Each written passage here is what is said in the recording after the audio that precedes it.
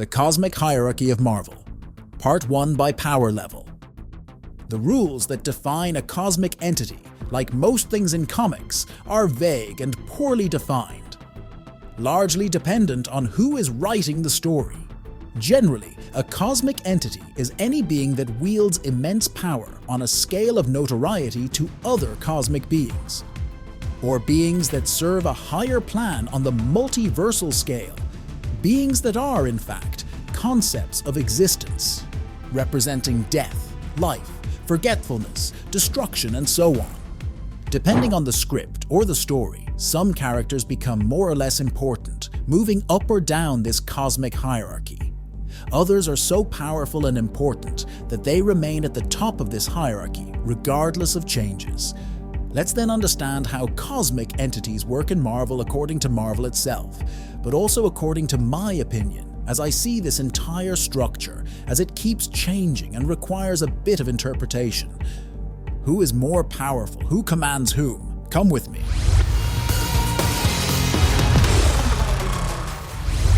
It all began in Marvel with the cosmic being called the One Above All. He sits at the top of the hierarchy, the one who created everything and everyone, the supreme creator, God of Marvel. He also represents the writers, the scriptwriters, and all the artists of Marvel. The One Above All is the embodiment of Marvel itself. He exists as long as Marvel exists, and as the publisher itself, no one commands more than him. No one is more powerful than him.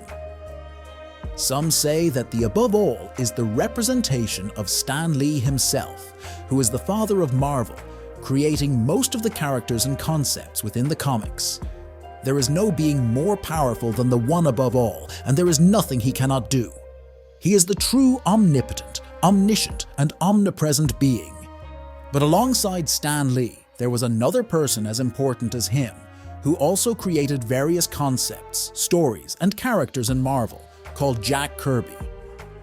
He was a writer, artist, and comic book scriptwriter, so he and Stan Lee were the main responsible for the creation of Marvel.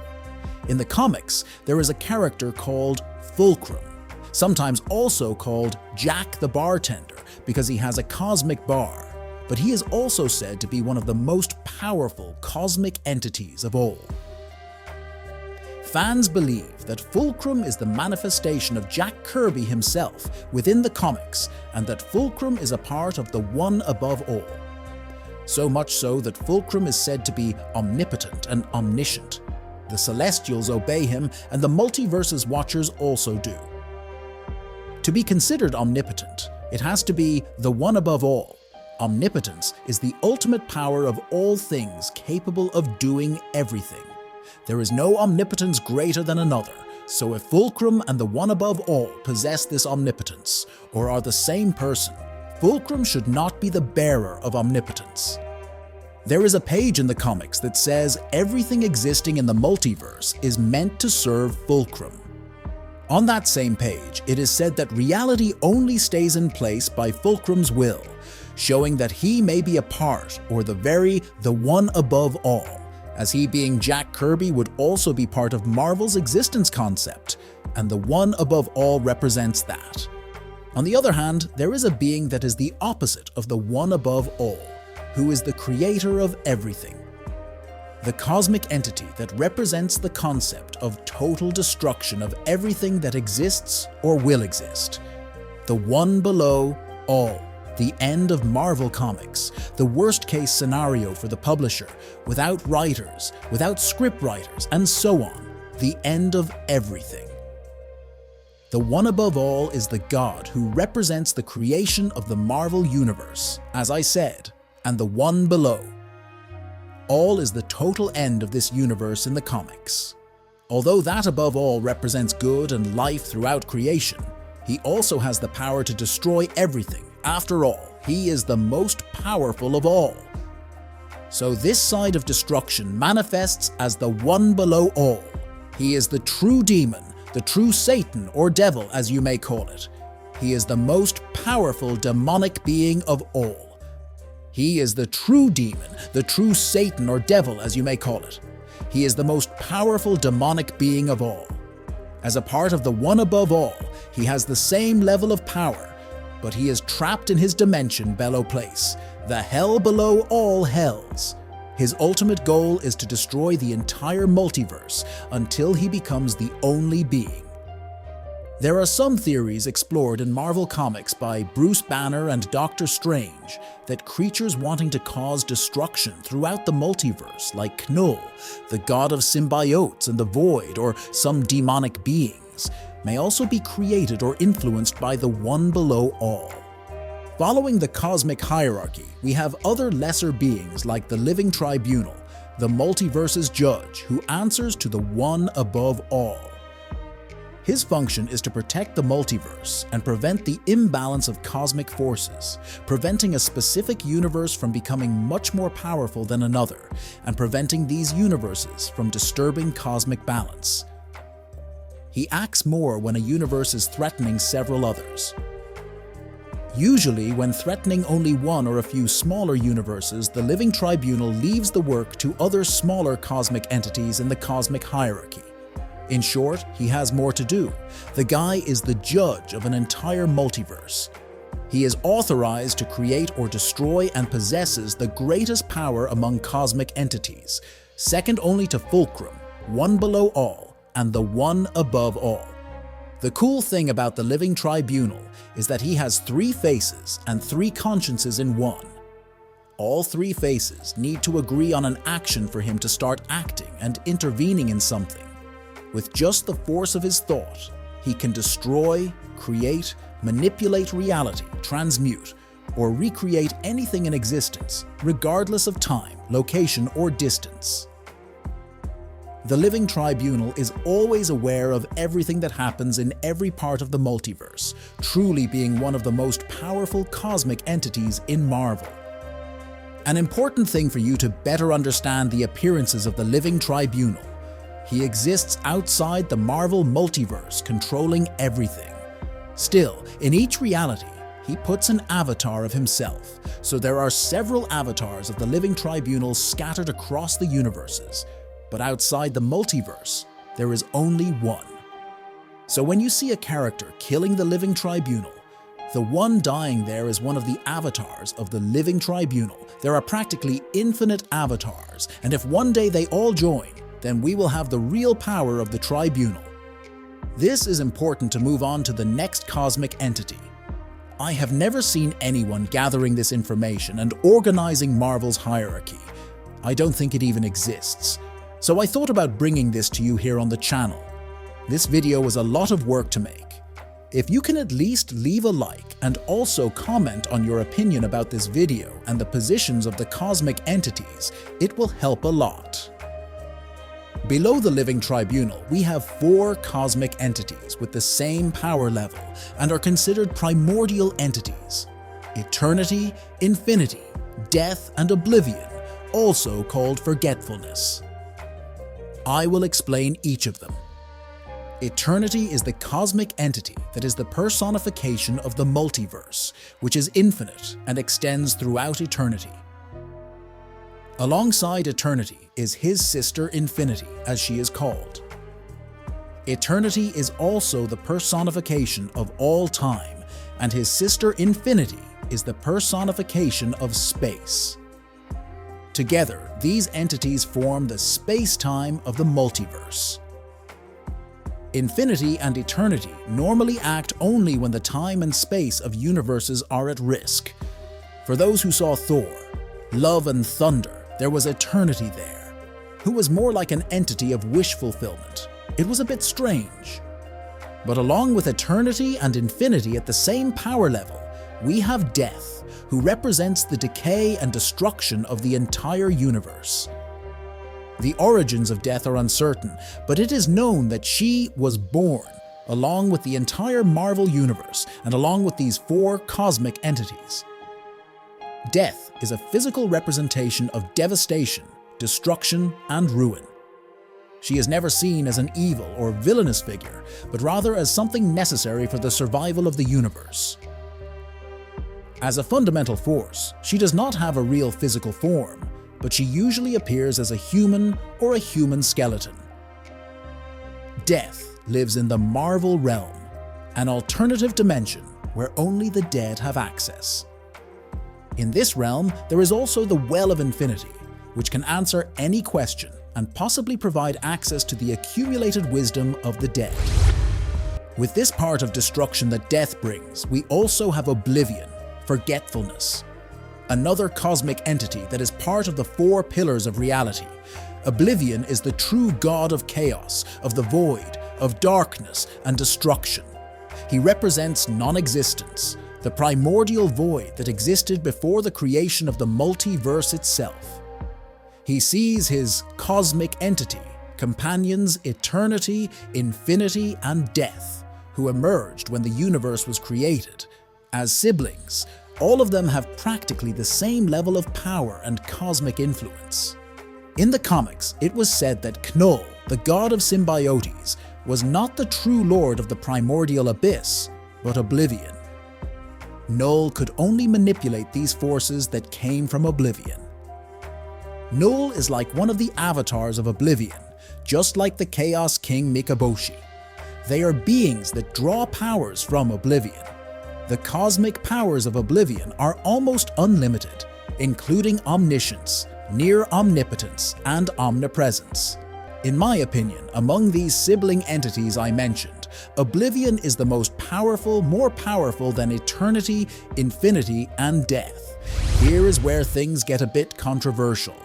We have the Beyonders, or the Beyonder, which is an entire race of ultra-powerful cosmic beings. It is worth noting that the Beyonders are different from the Beyonder.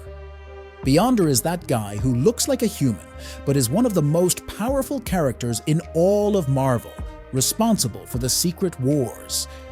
The Beyonders, on the other hand, are an entire race of beings with different appearances and a power level lower than that of Beyonder. It is not known exactly if Beyonder is part of the Beyonders race or if he is an isolated being. The name ends up confusing everything, and his appearance does too. Due to insufficient information, I put them together as if they were all the same, even though Beyonder alone proved to be more powerful. But talking about the Beyonders as a race, they came from outside our multiverse, probably being the most powerful gods of their own multiverse, and decided to visit our multiverse. I understand the Beyonders as follows. Imagine that the DC Comics multiverse with the Justice League, Darkseid, the Presence, who is the supreme god of DC, and all those cosmic entities went to visit the Marvel multiverse. It would be a mess, right? Several DC entities versus Marvel cosmic entities. Well, the Beyonders were those cosmic entities from another multiverse outside of Marvel, so that's why they are so powerful. In the comics, they appeared destroying all the cosmic entities of Marvel itself. They are stronger than the avatars of eternity, infinity, death, and so on. In the comics, the most famous Beyonder was able to destroy death itself and then bring her back. All the powerful cosmic entities of the multiverse were unable to stop him, including the living tribunal, eternity, or death. But remember, these were avatars of these entities. Another time, 3 Beyonders went to an avatar of the living tribunal and killed him without further ado. So they are frightening beings. Even Beyonder is responsible for the Marvel reboot, Secret Wars. But I put them below these entities because they don't command when it comes to cosmic hierarchy. They don't fit well here because they are part of another multiverse. So the avatar of the living tribunal lost to 3 Beyonders. If it were against only one, he could have won. And imagine if it were the complete living tribunal of the multiverse without being an avatar. Then the Beyonders wouldn't stand a chance. The same goes for Oblivion, Death, Eternity, and Infinity. The Beyonders would not be able to destroy these entities, only the avatars that do not possess the total power of these entities. But then, going back to the cosmic hierarchy, below these 4 fundamental cosmic entities, Oblivion, Eternity, Infinity, and Death, we have some other cosmic entities that are also necessary for the cosmos to function perfectly. Queen of Nothing or Queen of Never. She exists outside of space and time, in a plane of non-existence, an alternate dimension known as the Land of Cannot Be, Should Not Be. The Queen of Never is a romantic partner with eternity, another cosmic being, and has the same power level as these main entities, since eternity represents the multiverse, and the Queen of Never represents all possibilities existing in this multiverse. She can see all futures, know and change what will happen, altering realities and creating new universes. The way to kill her is to end possibilities or end the future, so she will disappear and die. However, the multiverse would need to be destroyed forever, and no more stories would exist in Marvel. Because if there are stories that take place within the multiverse, she would come back to existence. In the comics, the Queen of Nothing explained to Silver Surfer what her role as a cosmic entity meant. She said that without her and her heart, with each passing moment, an infinite number of futures and realities died within her. Other entities are Master Order and Lord Chaos. These two represent two fundamental things: order and chaos, and the multiverse unfolds within them, experiencing chaotic events often, but ultimately returning to order where everything stabilizes. Together, they ensure and represent the balance of the universe. The two are constantly in conflict with each other, but whenever something interferes with this balance, the powers of order and chaos come into action.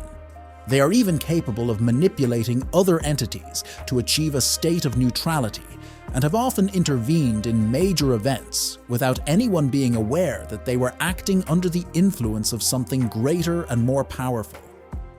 But even with all of this, they lived in constant conflict and couldn't find many solutions to the problems. So, Master Order and Lord Chaos decided to divide their powers in a certain way and create another cosmic being. Thus, Inbetweener, the one who can balance things between order and chaos.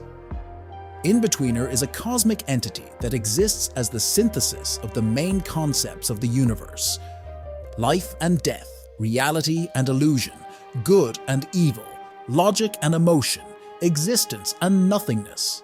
With this, he assists in the decision-making of cosmic entities and in maintaining balance as well. Now representing life, we also have the Phoenix or Phoenix Force. It is one of the oldest cosmic entities in the Marvel Universe, representing life that has not yet been generated, as well as the forces of creation and destruction. It is said that she is the fire from which all things were born, the core from which the cosmos was created. The Phoenix Force can also manipulate the past, future, and present. We don't exactly know her origin, but it is said that she was created along with the multiverse. All that is known is that she serves as a maintainer of the universe's order, just like Galactus and the Celestials.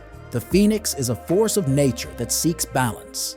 Her work of destruction and reconstruction is supported and determined by even more primordial beings, such as the living tribunal. As I said at the beginning, to understand the Phoenix Force, it is the force of all creation. You can interpret it as the Big Bang in all universes, which allowed the creation of everything. Sometimes the Phoenix Force is nerfed when it is in a host, but the Phoenix entity itself remains in that position. Abraxis is the next entity in our video, very close in power level to the Phoenix as well. While Eternity is the physical embodiment of the Marvel multiverse, Abraxis is the opposite. He is the personification of the multiverse's destruction and was born when the multiverse was created. Abraxis was born within eternity itself, and it was said that a being was responsible for not letting Abraxis be released. This being was Galactus. However, the Galactus from the primordial reality died, and thus Abraxis was freed. He soon began causing destruction across various alternative realities, including murdering other versions of Galactus. He was only stopped when Franklin Richards allied with Galactus and used the ultimate nullifier to destroy Abraxis and restore balance. Abraxis has been shown killing Galactus and other versions of the World Devourer, as he is the counterpart of eternity, making him very powerful and deserving of this position. After that, things become somewhat uncertain, but from what we know, with the force of creation, following the logic, the first universe was created from a big bang, and this universe took its own form and was called the first firmament, another super powerful cosmic entity. The story we know is as follows.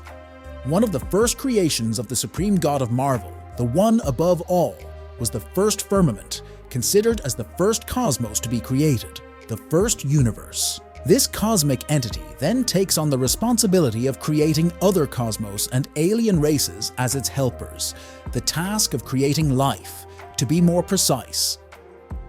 And that's what the first firmament does. It creates two incredibly powerful races known as the Celestials and the Aspirants.